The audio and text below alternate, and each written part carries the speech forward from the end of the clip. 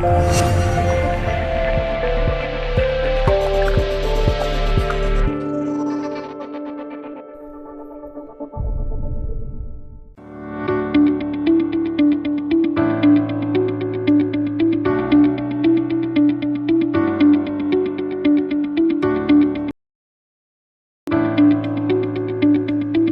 everybody, welcome to a fantastic new week. My name is Vida and you're welcome to Signposts with Vida.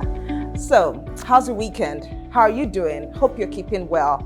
I hope all is well with you and yours.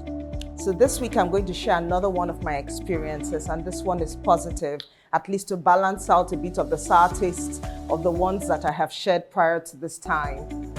Okay, so I met a certain gentleman. We call him fondly Oga Dele or Oga Peerless. He runs a cleaning outfit, everything organizational cleaning, and even for residentials and all that he handles expertly. When we started transacting, the first time I made the request of him that I would love to have my residence fumigated and cleaned, and very gracious about it, he showed up with the squad, to come and assess the place, showed up again to supervise as they fumigated, told them all the equipment they needed to bring, to clean and have my house sorted. That first time, in Yoruba, we say, "Oh my yamileno." So I was like, the Oga himself came.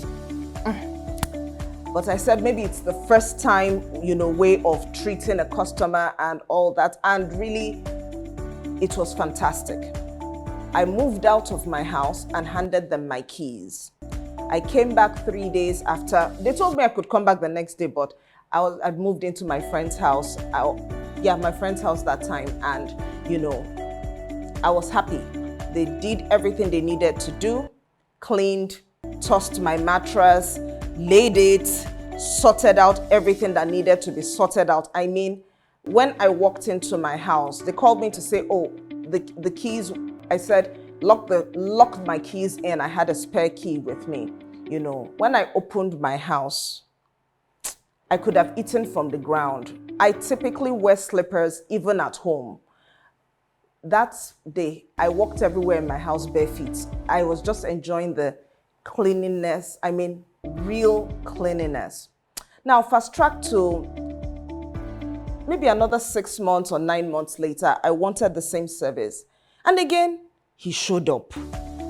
So I said, okay, this is a very amazing and marvelous thing. And again, I did the same thing. The same routine happened and everything was sparkling, clean, well kept. I mean, when you meet people that know their business, we should clap for them. I'm sure you're going to say he must be very, very expensive. I would say that he's decently priced. I would say that how much can you really put to leaving your house and all your things that you consider precious and you come back and meet them where they are, well kept, nothing missing, I repeat it. I was absolutely delighted. Now, the last time they came over to clean, I think about a week or two ago, and this time I didn't really need any major, like fumigation and all that. My regular cleaning guy had acted up a little bit, so I said, okay, you know what, let me just ask Oga Dele, Oga Peerless to, come and maybe send one or two people just to help me clean the house. If not, I would be eating with dust. And he said, oh sure, I'll send 1 or 2 people. And so actually this time around, he wasn't able to make it because he was out of, town. But that being said, he sent not the 1 or 2 people that we discussed about over the chat. I didn't see 1 person. I didn't see 2 people. I didn't see 3 people, 4, 5, 6, 7. By the time everybody showed up, marched into my house, properly dressed in their uniforms with their supervisor, I had 9 human beings to just help me do quick cleaning. Quick cleaning is what I told him. Nothing more than that. And when you're saying quick cleaning, it means that I didn't really have plenty money at that time. For people who know I'm in early retirement, So I looked at myself. I had planned that I would stay in the house and help them, guide them as they're cleaning. Nobody told me. I packed up my things and took off.